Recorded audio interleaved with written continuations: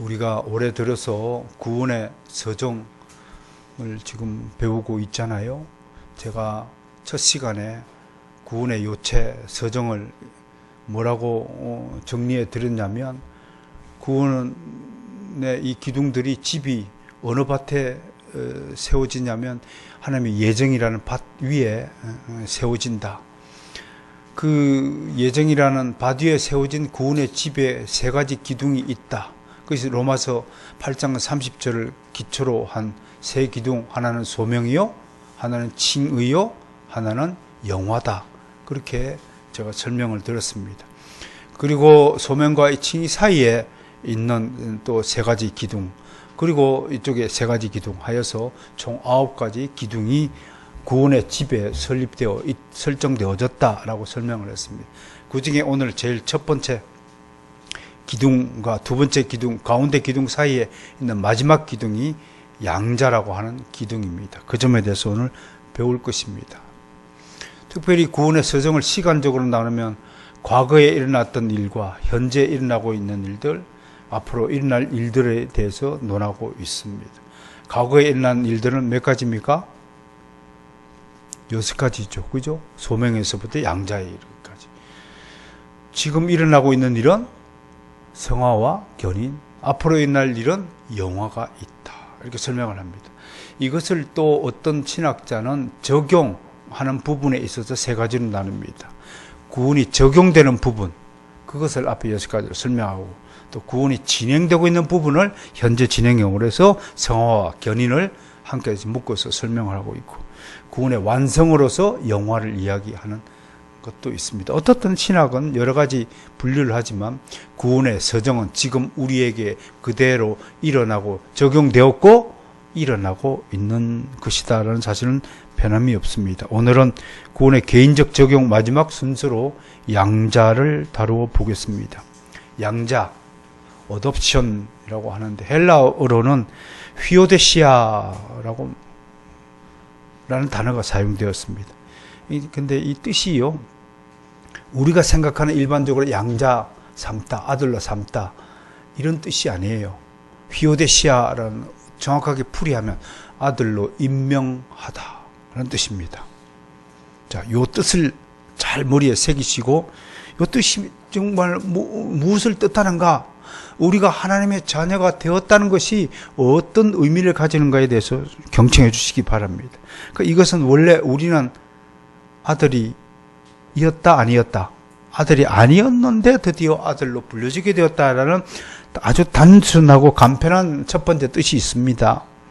다시 말해서 남의 자식이었는데 내 자식으로 삼았다는 것입니다.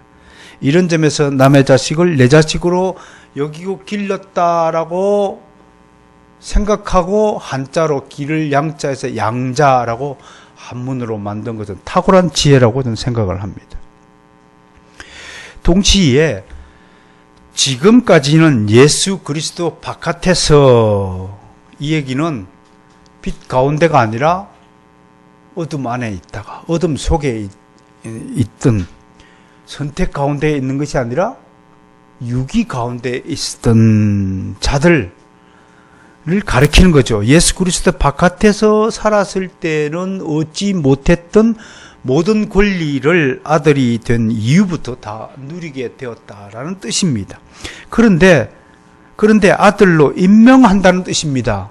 여기에 어떤 진지한 의도가 있음을 우리는 눈치를 채야 하는 것입니다. 즉, 아들이 된다는 것은 단순한 위치나 신분이 아니라 하나님의 나라라는 기업을 상속받고 재산을 물려받은 그것 자체에 국한되는 것이 아니라, 하나님의 나라에 상속받은 그 기업을 책임지고 경영하고 관리하는 정말로 직분자로서의 의미를 가진다고 하는 것입니다. 자, 그렇다면 한 가지가 정리가 됐어요. 남의 자식이었다가 하나님의 자녀가 되었다는 첫 번째 뜻이 있지만, 두 번째 아들로 임명받았다라는 휘오데시아라는 뜻에는 여러분 모두가 하나님 나라를 경영하고 관리하는 직분자로서의 의무를 수여받았다라는 뜻이 여기 휘오데시아에 있다는 것입니다. 아멘. 허투루 살아서는 안 되겠죠. 우리에게 주신 바로선교회를 강 건너 불구경하는 사람이라면 그건 하나님의 아들이 아닙니다. 우리 교회 성도가 아닙니다. 이 나라는, 이 교회는 나에게 주시는 하나님의 유업으로 내게 주신 하나님의 기업이라는 사실을, 하나님의 영광을 보존하고 책임져야 되는 그 책무가 우리에게 주어졌다는 것입니다. 그래서 아들이라는 것은 단순한 신분이 아니라 하나님 나라의 귀한 직분자로서 임명을 받았다고 하는 것입니다. 그러므로 모든 그리스도인들은 하나님이 은혜의 선물로 주신 믿음으로 구원을 받는 순간에 하나님의 자녀로 입양되는데, 이 입양이 단순히 호적에 올리는 것이 아니라, 다시 강조하지만 여러분들은 하나님 나라의 경영인으로서 이제 신분이 바뀌었다는 것입니다. 여러분 하나님 나라의 기업가가 되신 줄 믿으시길 바랍니다. 그래서 기업하는 거예요. 하나님은 여러분에게 구멍가게를 물려주신 것이 아니라 영원한 기업을 상속받게 하셨다는 것입니다. 하나님과 공동 책임자로서의 사명이 주어졌다고 하는 것입니다. 그러니까 양자가 되다 라는 것은 실로 어마어마한 의미가 이 속에 담겨 있다는 것을 유념해 주시기를 바랍니다. 또 양자가 되었다, 하나님 아들로 임명받았다고 하는 것은 천사들하고 비교해서요 드러납니다. 이 직분이 얼마나 어마어마한 직분인가. 우리는 지금 천사보다 약간 못하게 되어 있는 신분에 있지만, 하나님의 아들이 되는 순간에 천사들이 이제 우리를 섬기는 우리의 종의 신분이 된다고 하는 것입니다. 우리가 천사를 부리는 권세까지도 주어진다는 사실, 이거 얼마나 어마어마한 것입니까? 천사들은 천국을 상속권으로 유업으로 물려받은 사람을 섬기는 종이다. 그래서 히브리서 기자는 우리가 부리는 종이다 라고 설명을 하는 겁니다. 히브리서 1장 14절 말씀에 모든 천사들은 섬기는 영으로서 구원받을 상속자들을 위하여 섬기라고 보내심이 아니냐. 이 구절을 여러분에게 소개하면서, 이 구절을 오늘 설교의 말씀 구절에서 채택하면서 저는 정말 깜짝 놀랐습니다. 어떻게 해서 히브리서 기자는 이 사실을 알게 되었을까? 어떻게 해서 히브리서 기자는 하나님의 아들 양자가 되었다는 사실이 얼마나 중요하고 어마어마한 큰 영광의 직분이었다는 사실을 알고, 이렇게 천사들이 우리를 오히려 섬긴 영이다, 구원받을 상속자들을 위하여 섬기라고 만들어진 피조물이다라고 진술하고 있냐 이겁니다. 정말 성령의 영감이 아니고선, 데오 푸니마토코스의 역사가 일어나지 아니하고선 이런 사실을 깨달을 수가 없다고 할 것입니다. 할렐루야. 양자 되신 여러분을 주님의 이름으로 축복합니다. 여러분들 천국의 상속권자가 되었음을 축복합니다. 여러분들 천사들 부려먹는 자가 되었음을 축복합니다. 그러니 두려워하지 마세요. 이 땅에서 삶이 조금 어렵고 핍박이 되더라도 여러분들이 하나님의 아들이라는 직분자가 되었다는 사실에서만큼은 자부심을 가지고 당당해지시고, 하나님이 여호수아에게 강하고 담대하라 8번이나 강조했던 그 권고의 말씀을 잊지 마시고 가슴에 새기시고, 하나님의 아들로서의 자부심을 잃지 않기를 정말로 소원합니다. 좀 당당하게 어깨를 펴고 좀 사는 그리스도인들이 되었으면 좋겠습니다. 자, 이제 이 양자 제도가 세상 속에서는 어떻게 펼쳐졌는가 잠깐 살펴보고 넘어가겠습니다. 세상적으로 보면 양자 제도는 아주 오랜 역사를 가지고 있습니다. 고대 근동 지방에서 양자는 재산 상속과 아주 밀접한 연관이 있었더랬습니다. 우리 장 교수님 앉아 계시면, 장 교수님이 고대 근동 문화 전문가시잖아요. 그런데 이분들은 오직 물질과 관계된 것에 양자 제도를 사용하고 있었습니다. 아들이 있으면 자연스럽게 상속이 되지만, 아들이 없는 경우엔 친족 중에서 양자로 입양하여서 자신의 재산을 지키고 자신의 가문을 계승하고 보존하도록 하였습니다. 심지어 고대 근동의 미스터리 같은 전설 같은 레전드를 소개해보면 어떤 일이 있었냐면, 내가 저 돈 많은 부자 집의 친족이에요. 그러면 내가 저 사람의 재산을 물려받기 위해서는 저 사람의 아들이 있어요. 그럼 제일 먼저 없애야 될 대상이 누군가요? 그 부자의 아들을 살인하는 거예요. 그래 놓고 어쩔 수 없이 자기가 못 이긴 척하고 양자로 들어가가지고 그 재산을 다 물려받는 그런 사례들도 보도되고 있어요. 인간의 물질에 대한 탐욕이 얼마나 악질적인 것인가를 보여주는 대표적인 사건이라고 할 수 있겠습니다. 이런 고대 근동 지방의 양자 제도를 성경에서도 그대로 차용해서 사용하고 있는 것을 봅니다. 그러니까 하나의 문화라는 것은 그 시대의 백성들, 살아가는 백성들을 그 삶의 한 라이프 스타일을 규정하는 척도라고 우리가 규정할 수 있습니다. 아브라함은 한때도 자식이 없어서 자신의 이 재산, 자신의 명예를 포함한 모든 전통 가치들을 누구한테 물려줄까라고 생각을 했었습니다. 그래서 하란에서부터 같이 함께 동행한 종이 하나 있었죠. 이름이 엘리에셀이라는 종이 하나 있었습니다. 결국은 아들 나중에 이삭 그 철을 구하기 위해서 누구를 보내요? 이 신실한 충성된 엘리에셀을 보내잖아요. 근데 이삭이 태어나기 전까지 아브라함은 이 다메섹에서 함께 동행한 엘리에셀을 자신의 상속자로 삼으려 하였습니다. 모세는 바로의 딸인 공주에게 입양이 된 사람입니다. 그래서 유대인 출신이면서 이집트 왕자의 신분으로 약 40년을 권세와 영화를 누렸던 사람이 모세였습니다. 에스더 아시죠? 에스더가 누구의 양딸이었습니까? 모르드게의 양딸입니다. 일설에는 모르드게가 사촌 오빠가 된다고 하는데 어쨌든 모르드게의 양녀로 소개되고 있습니다. 신약시대의 배경이 되는 로마 제국에서도 양자 제도는 하나의 법률적인 관습으로 자리를 잡고 있었습니다. 많은 사람들이 자신의 재산을 보존하기 위해서 이 제도를 사용하였습니다. 또한 황제직을 물려줄 때도 이 양자 제도를 도입했습니다. 여러분, 그 유명한 주사위는 던져졌다 라고 말한 시저 율리우스 카이사르라는 이름이 원래 본명이 그렇습니다. 이걸 줄여 시저라고 부르고 독일에서는 이 시저를 카이저, 러시아는 짜르 이렇게 이름이 변경이 되었습니다. 케사르 이렇게 부르지기도 합니다. 아무튼 시저는 자식이 없어가지고 황제직을 누구한테 물려줬냐면 옥타비아누스에게 물려줬습니다. 이 옥타비아누스가 로마 제국 초대 황제직에 오르게 되는 것입니다. 이 옥타비아누스도 아들이 없어서 참 이상하죠. 아들이 없는 집안들, 딸만 있는 집안들이 있잖아요.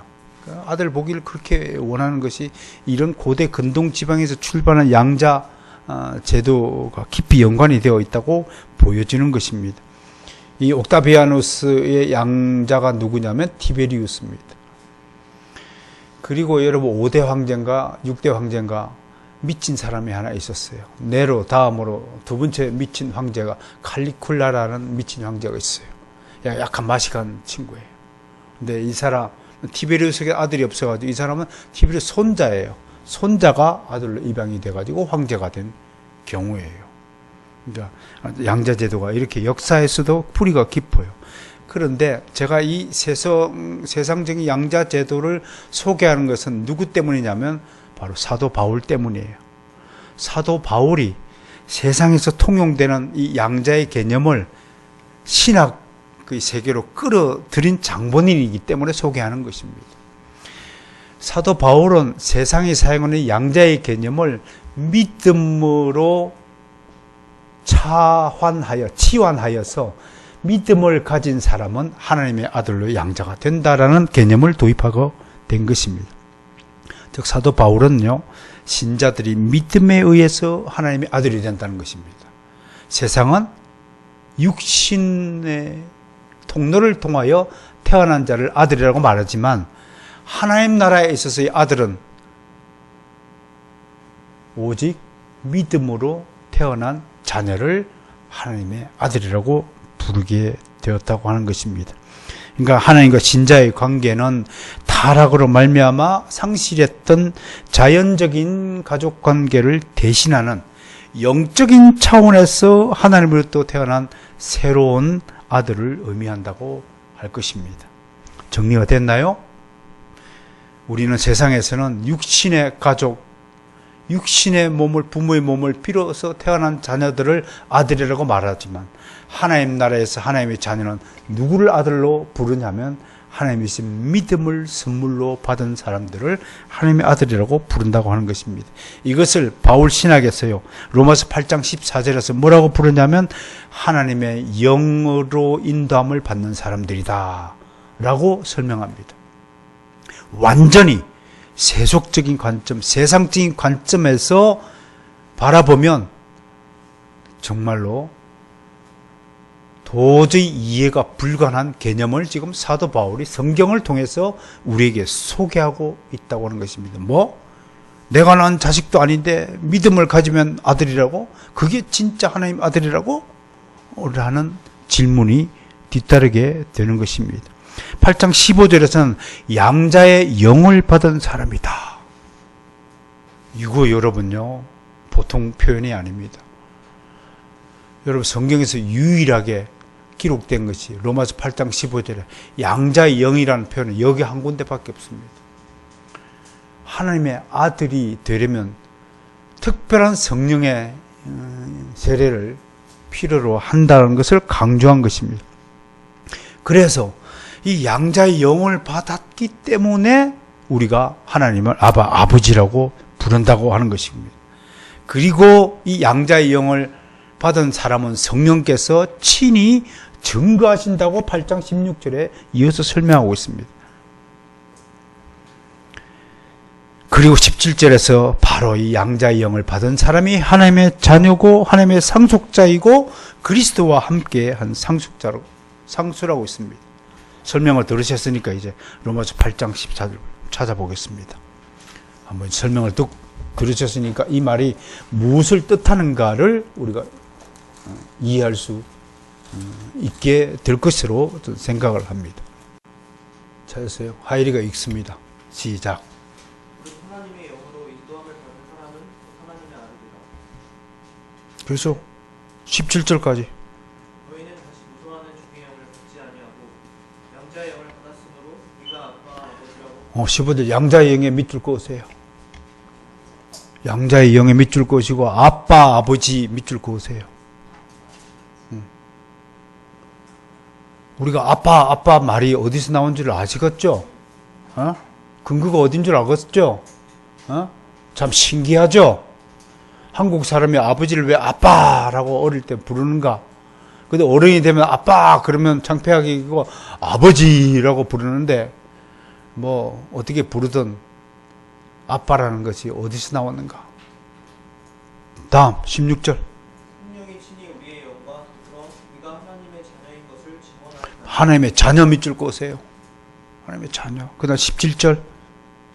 자녀이면 또한 상속자 곧 하나님의 상속자요 그리스도와 함께한 상속자니 우리가 그와 함께 영광을 받기 위하여 고난도 함께 받아야 할 것이다. 상속자 밑줄 그어요. 우리가 하나님 상속자예요.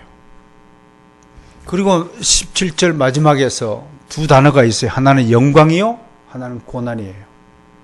이게 아들이라는 직분자가 이 땅에서 누리거나 당하거나 하는 두 가지 직분의 사명이에요.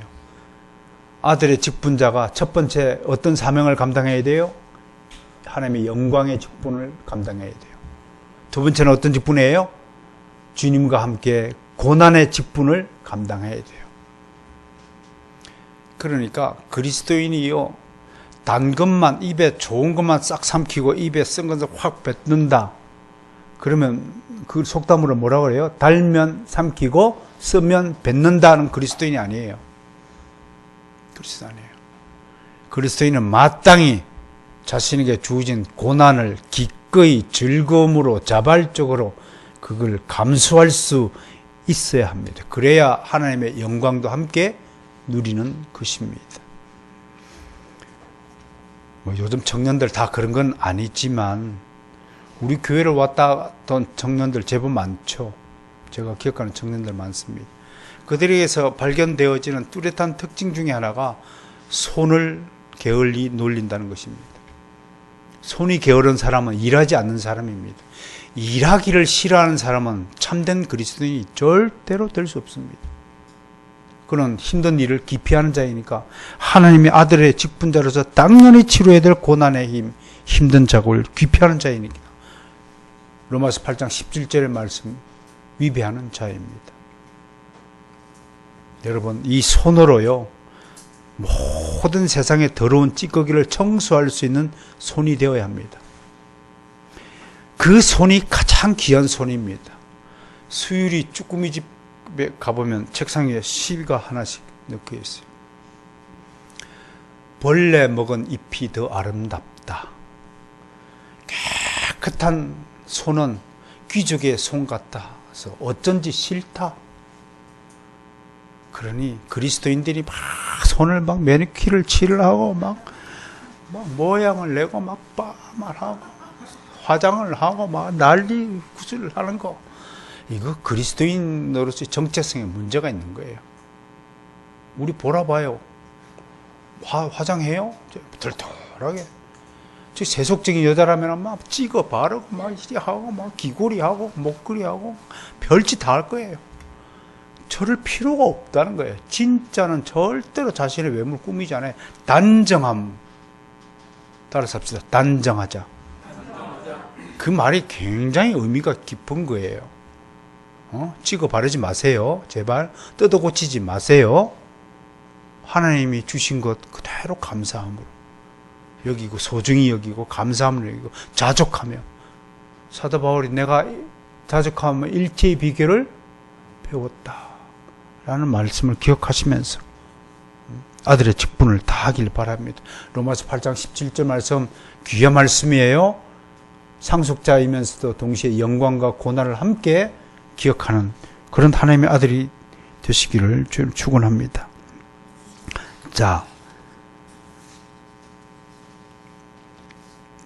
정리하면 하나님의 양자가 된다는 것은 이제 하나님의 가족의 일원이 된다는 것입니다. 그러므로 예수 그리스도를 믿는 모든 그리스도인은 한 가족입니다. 이게 진짜 가족입니다. 오늘 이 사실을 사도 요한이 미리 선언했습니다. 오늘 본문 소개한 요한복음 1장 12절 13절 다시 읽습니다. 영접하는 자 곧 그 이름을 믿는 자들에게는 하나님의 자녀가 되는 권세를 주셨습니다. 이는 혈통으로나 육적으로나 사람의 뜻은 나지 아니하고 오직 하나님께로부터 난 자들이라. 무엇보다 하나님의 양자가 된 하나님의 아들은 육신의 자녀가 아니라 이미 창세 전에 아브라함과 예수 그리스도 안에서 택하심을 받은 약속의 자녀라고 하는 것입니다.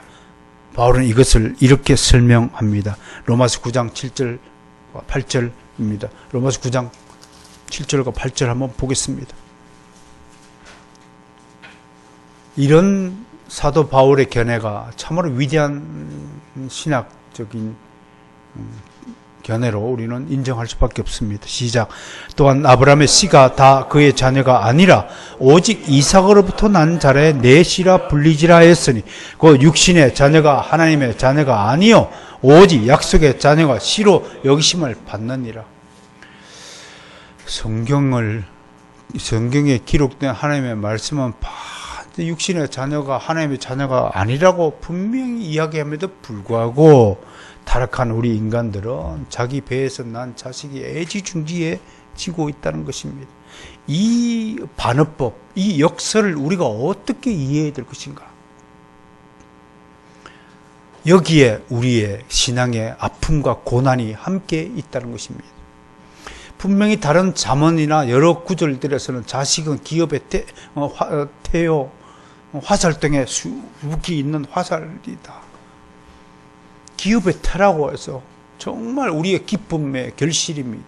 아브라함과 이삭이 100살에 아브라함 100세 때 얻은 그 이삭 때문에 얼마나 큰 기쁨인지 아들 이름을 이삭 웃음이라고 이름을 지은 것을 때 우리에게 주신 육신의 자녀가 부모의 큰 기쁨이 되고 보증이 된다는 사실은 틀림없습니다. 그럼에도 예수 그리스도는 나를 위하여 네 부모나 형제나 일가 친척을 버린 자는 내세에서 복을 받으리라. 현세에서도 여러 배의 축복을 받으리라고 할 만큼 육신적인 고리를 끊어내라는 상반된 말씀을 우리에게 제시하고 있습니다. 무슨 뜻입니까? 무슨 뜻입니까?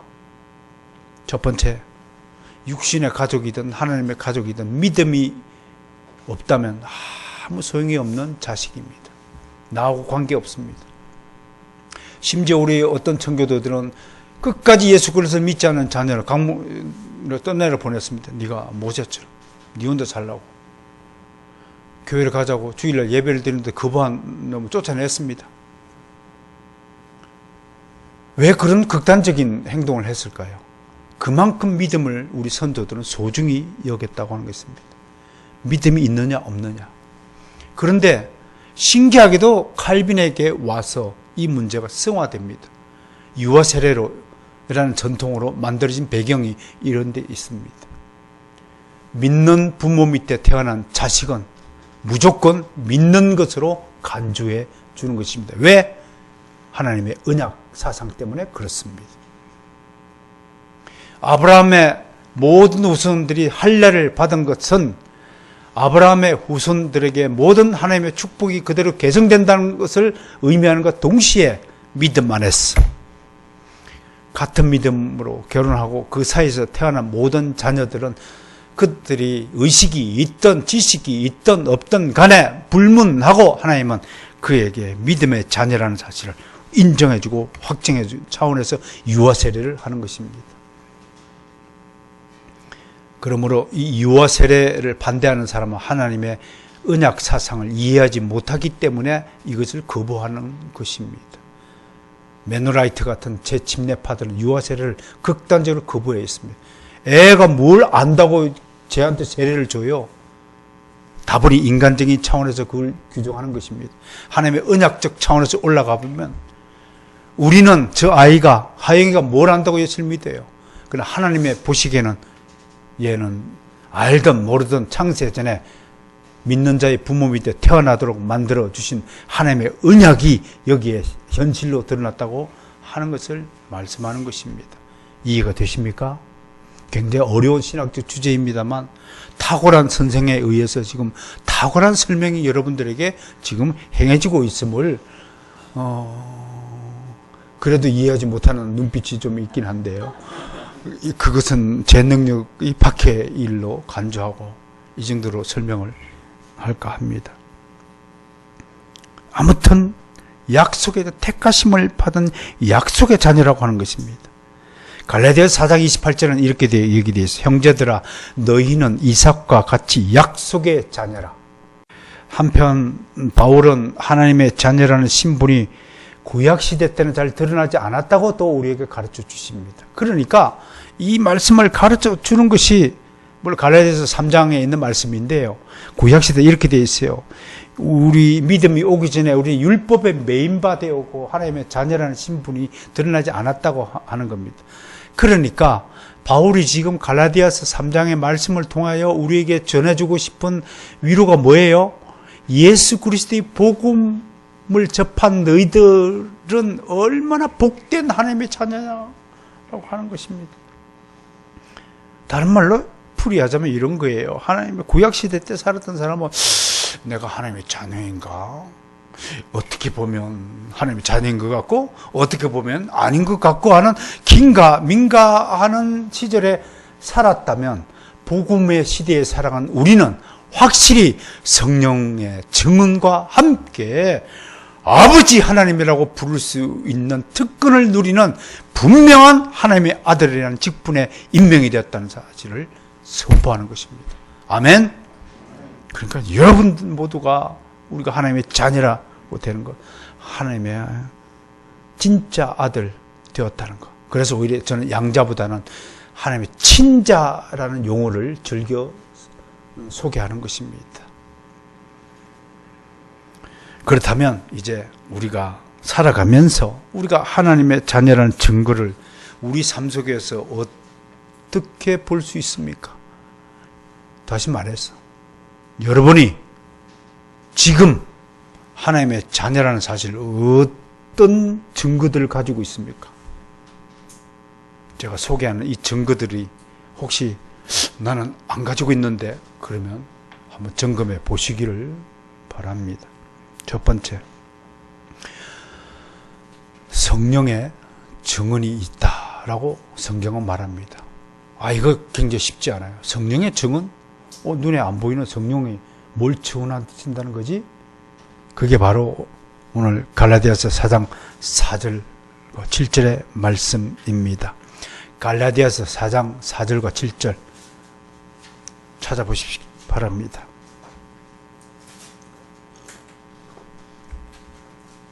다시 말합니다. 여러분들 스스로가 여러분이 하나님의 자녀라는 사실을 증거하는 것이 무엇이냐? 첫 번째, 성령께서 이렇게 말씀하고 계신다는 것입니다.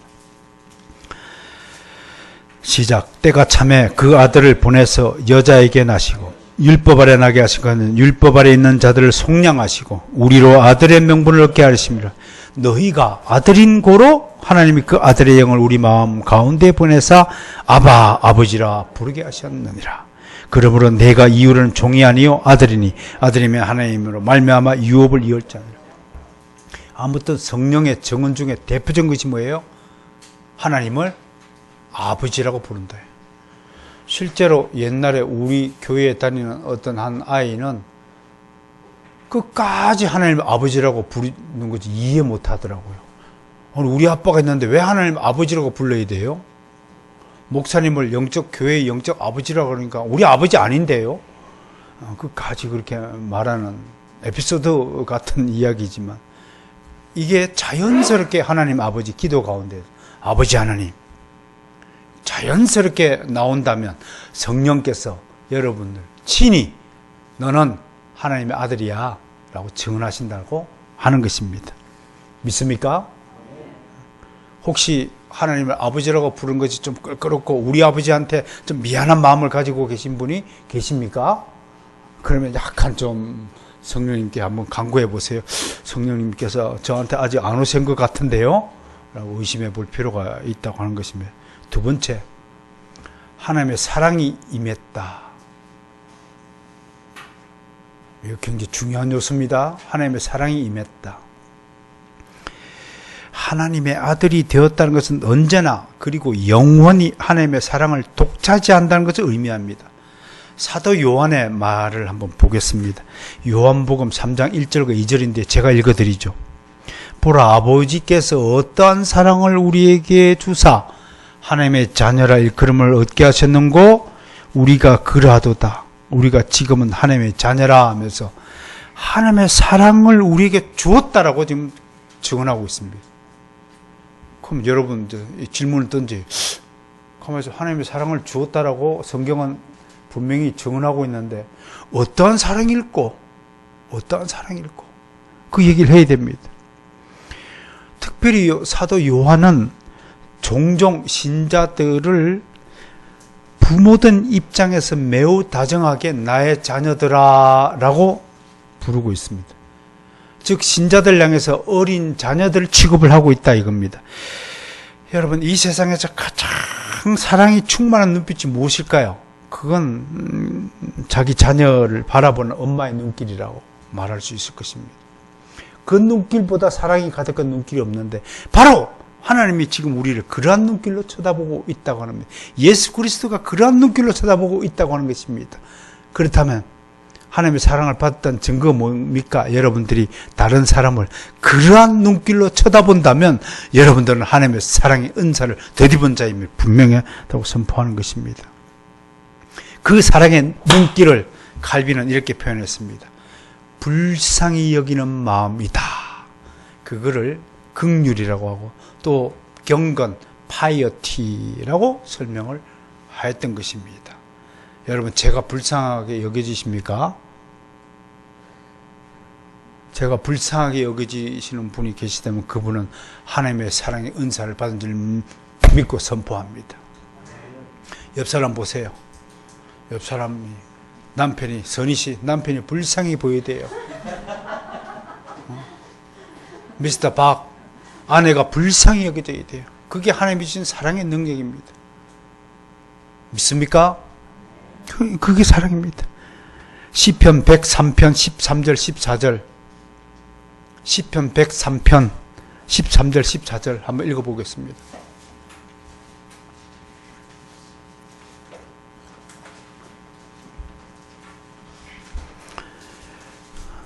찾았어요? 시작. 아비가 자식을 103편 13절 14절 찾았습니까?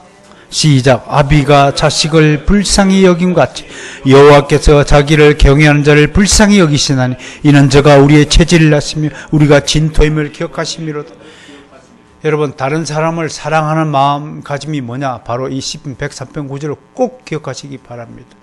첫 번째, 모든 사람을 자기 자식처럼 쳐다보시길 바랍니다. 그러면 이해 못할 것이 한 개도 없습니다. 제가 얘기했죠. 제가 취재기자 시절에 탈옥범이 있었는데 그 탈옥범의 엄마는 온 세상의 탈옥범을 저주하고 징계하고 죽여라 할 때도 우리 자식은 착했는데, 그게 엄마의 마음입니다. 한편으로는 저는 이해가 됩니다.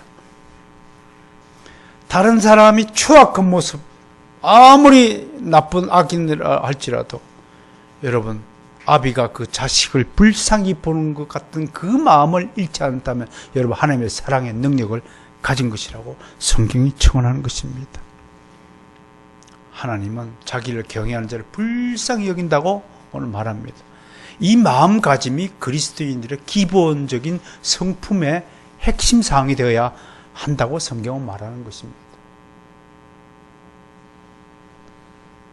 사랑하는 성도 여러분, 제가 부족하지만요, 나는 저와 함께 신앙생활하는 여러분 모두가 내 자식이라는 사실을 정말로 믿고 감사하며 선포하는 것입니다. 정말로 부모된 입장에서 여러분들을 위하여 기도합니다. 기도하고 또 기도합니다. 내 자식이 잘 되기를 바라는 것은 부모의 당연한 마음이듯이 내 양들이 건강하게 살찌고 아름다운 모습으로 성장하기를 바라는 그 마음은 목자들의 기본적인 마음일 것입니다. 어떤 교장 선생님이 자기 학생이 잘못되기를 바라는 선생이 있을까요? 어떤 목사가 자기 성도들이 거꾸러지는 것을 기뻐하는 목사가 있을까요? 어떤 대통령이 자기 국가가 불행하러 빠지고 자기 국민이 나쁜 상황이 되기를 바라는 대통령이 있을까요? 우리 하나님은 우리 모두를 불쌍히 여기면서 우리 모두가 아브라함에게 약속하신 그 복을 받아 누리기를 소원하고 계신다는 사실입니다. 무엇보다도 여러분, 하나님의 자녀들에 대한 예수 그리스도의 애정과 사랑을 기억하시길 바랍니다. 주님은 그의 제자들을 두고 함부로 대하지 않았습니다. 나의 형제들이여 부르면서 친근감을 표시하였습니다. 너희는 나의 친구라고 말씀했습니다. 여러분, 한국형 목사들 옛날에 자주 보였습니다. 자기가 무슨 제사장쯤 되는 줄 알고 목사님 그림자도 밟지 못하게 하는 어려운 존재로 자리매김을 했던 역사가 있었습니다. 목사는 여러분들을 섬기는 종의 직분자입니다. 교회를 지키는 청지기로 부여받았습니다. 동시에 여러분들이 친구로서 여러분들의 모든 애환과 고충을 해결하기 위해서 제일 먼저 하나님 앞에 나아가 기도하는 제사장직 직분을 부여받은 사람입니다. 주님은 우리를 친구라고 부르셨습니다. 이것은 주님께서 우리를 하나님의 아들로 인정하신다는 것입니다. 여러분, 기도할 때 예수님의 이름으로 기도할 때 가슴이 떳떳해지는 것을 느끼시는 분이라면 여러분들이 하나님의 아들이 증명하는 것이라 감히 말씀드릴 수 있겠습니다. 세 번째, 하나님의 아들이라는 것이 무엇으로 증명되느냐? 우리가 받아 누리는 특권들이 있다는 것입니다. 아까 말씀하신 아버지여 부를 수 있는 특권, 하나님 나라의 유업을 이어받은 상속권자가 됐던 특권 있지만 지금 소개하는 두 가지 특권이 여러분들 기쁘게 할 줄로 저는 기대합니다. 첫 번째, 예배하는 특권입니다. 하나님의 아들이 아니고서는 절대로 하나님 앞에 나와 예배할 수 없습니다.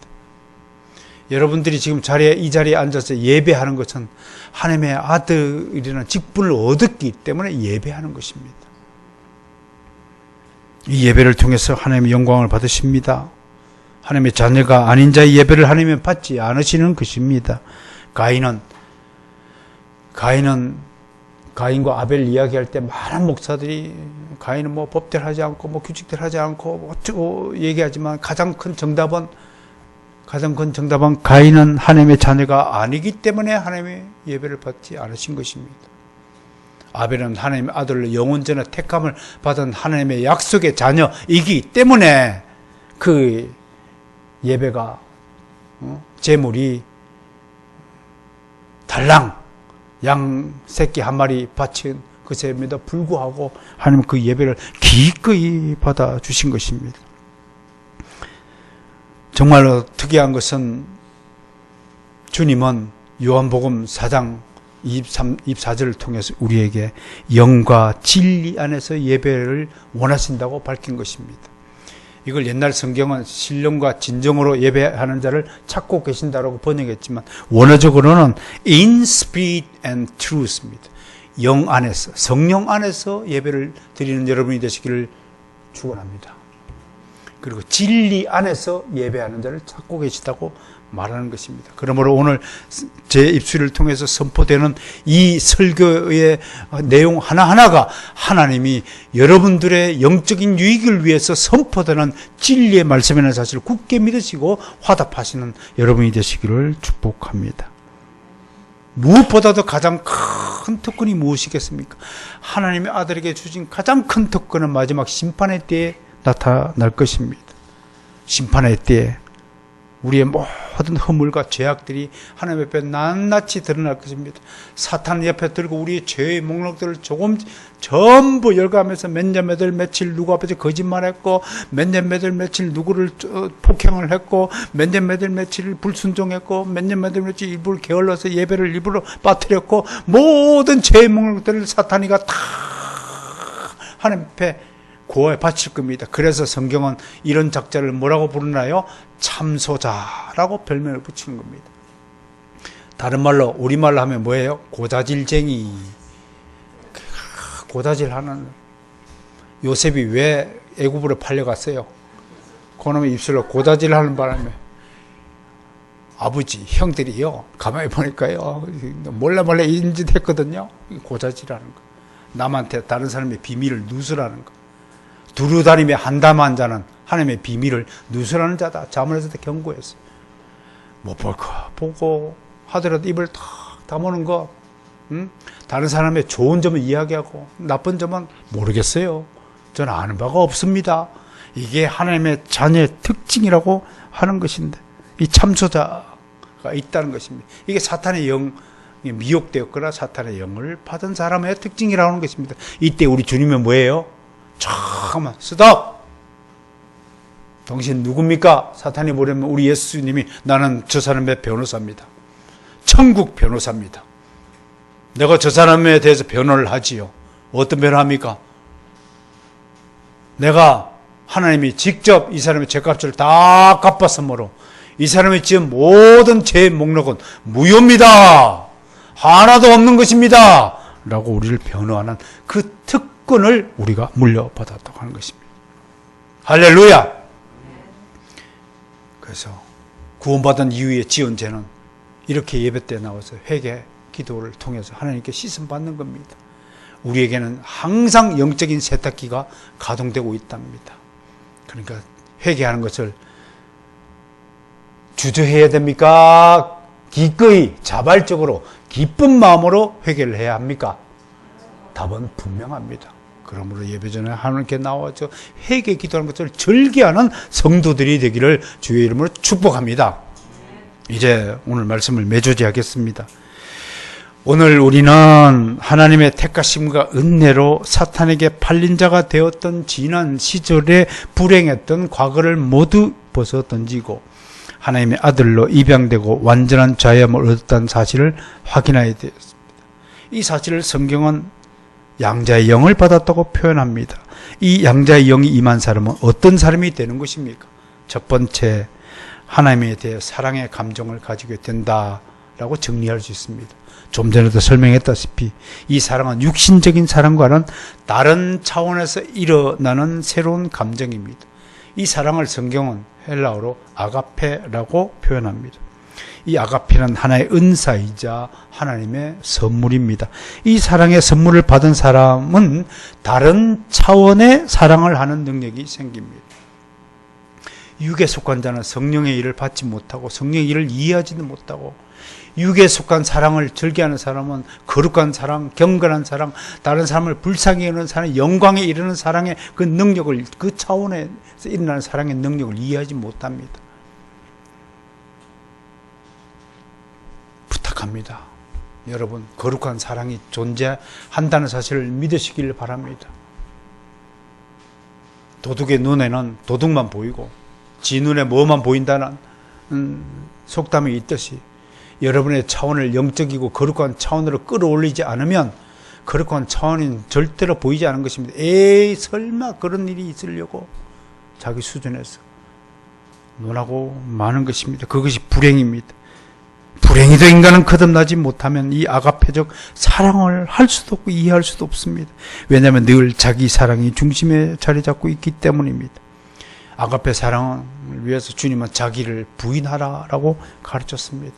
Deny yourself. 네 스스로를 부정해라. 나는 찌꺼기요 벌레요 배설물에 불과하다. 나는 이제 남은 인생 내 안에 있는 오직 그리스도만 자랑할 밖에 없다는 사도 바울의 고백을 유념하시면서 제발 자기를 내세우지 말고 아는 척하지 말고 있지도 않은 것을 있다고 하지 말고 잘난 체 하지 마시고 늘 겸손의 자리에 머무르는 그런 우리 바로선교회 성도가 되기를 정말로 간구합니다.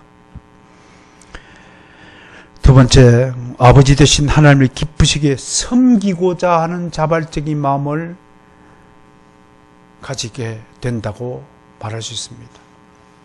섬김에 대한 정신이 일어나길 원합니다. 여러분, 손과 발은 섬기라고 하나님이 주신 선물입니다. 도구입니다. 이 손과 발보다도 더 위대한 연장은 없습니다. 이 손을 한번 보세요. 이 손가락 끝을 조사를 했는데요. 여기만 설계도면으로 치면 2조 개가 설계도면이 필요하답니다.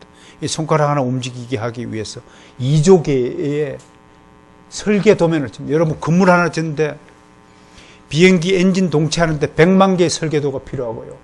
고층 빌딩, 63빌딩 저런 거 하나 짓는데 100만 개의 설계도면이 필요하대요. 그런데 손가락 하나에 몇 개의 설계도면이 필요하다고요? 이게 이렇게 옮기고 만지면 느껴지고 바늘로 찔리면 아프고 피가 나고 여기서 피가 돌고 지문이 생기고 이걸 구부렸다가 뒤로 제꼈다가 이렇게 했다가 주먹을 쥐었다가 AI 로봇가 아무리 해도 우리처럼 이렇게 될 수 있어요? 여러분, 그래도 하나님이 안 믿게 해주세요. 이걸 누가 만들었어요? 이게 자연스럽게 태어났다고 주장할 수 있습니까? 손가락 하나 만드는데도 수많은 설계도가 필요한데, 인간 하나를 만드는데 60조 개의 설계도가 필요하다고 과학자들이 얘기를 해요. 아무리 수준이 낮고 정신이 혼미한 사람이라도 이 정교한 기계를 누가 만들 수 있단 말입니까? 이 손과 발이 그러므로 얼마나 위대한 연장입니까? 망치가 이걸 쫓아올 수 있어요? 여러분, 얼마나 다양합니까? 망치를 짚는 숟가락 짚는 젓가락을 짚는 거, 약속하는 거, 총알 방아쇠 당기고, 고리 걸고, 어깨 메고, 이 손가락이 하는 일이 얼마나 많이 있습니까? 근데 이 손가락 왜 주셨다고요? 섬기라고 주신 것이다. 다른 사람을 섬기지 않는 손은 그건 죽은 손이다. 하나님의 손이 아니다. 그걸 명심하시기 바랍니다.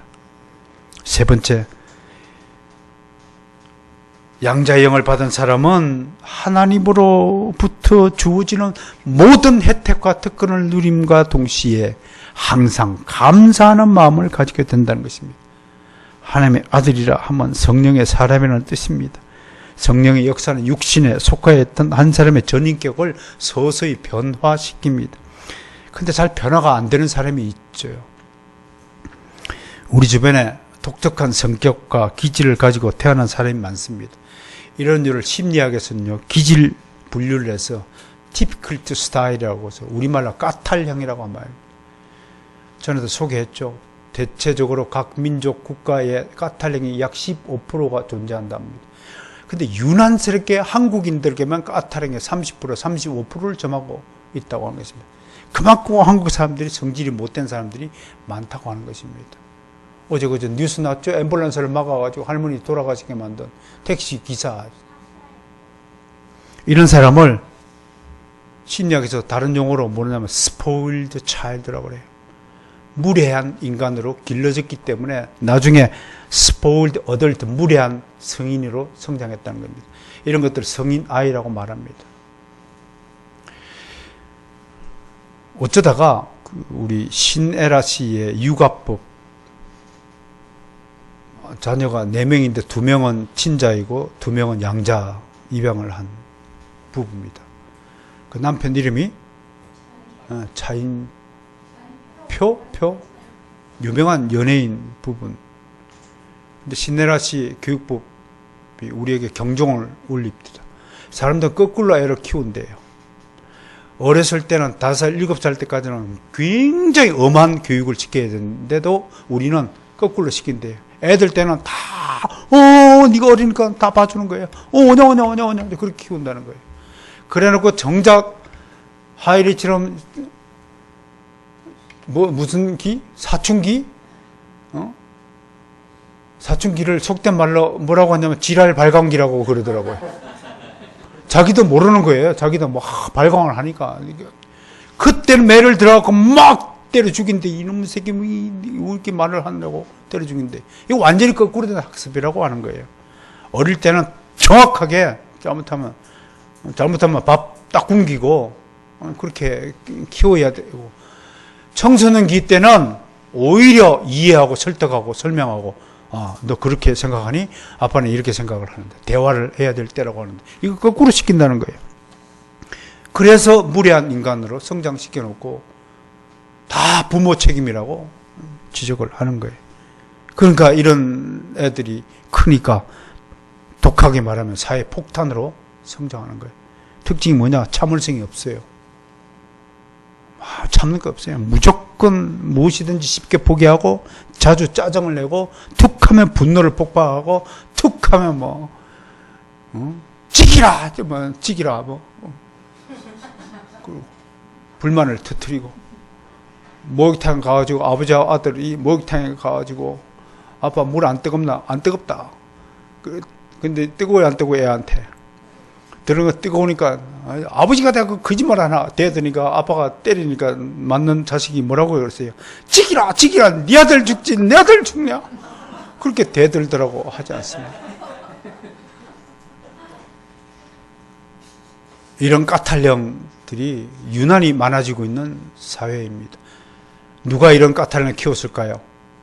무지한 부모가 잘못 자식을 양육하는 바람에 이런 자녀들을 키워냈다는 사실을 경고하는 것입니다. 그러나 우리는 이제 변화되고 다른 존재가 되었습니다. 무엇이든지 감사하는 마음을 잃지 않길 바랍니다. 아침마다 깨어날 때마다 살아있음에 감사하시기 바랍니다. 경건한 사람을 사탄은 늘 공격합니다. 그래서 경건한 사람일수록 꿈속에까지 사탄이 찾아와 꿈을 꿔도 사탄과 싸우는 꿈을 꾸도록 만든다고 합니다. 만약에 꿈속에서 사탄이 안 찾아오면 아, 내가 아직 덜 경건하구나 라고 생각하시기 바랍니다. 오늘도 건강한 모습으로 깨어나게 해주신 하나님께 감사하다고 기도부터 하고, 어떤 사람이든 하나님이 보내시는 사람을 알고 귀하게 대접하는 여러분들이 되셔야 됩니다. 이 사람하고 인사합시다.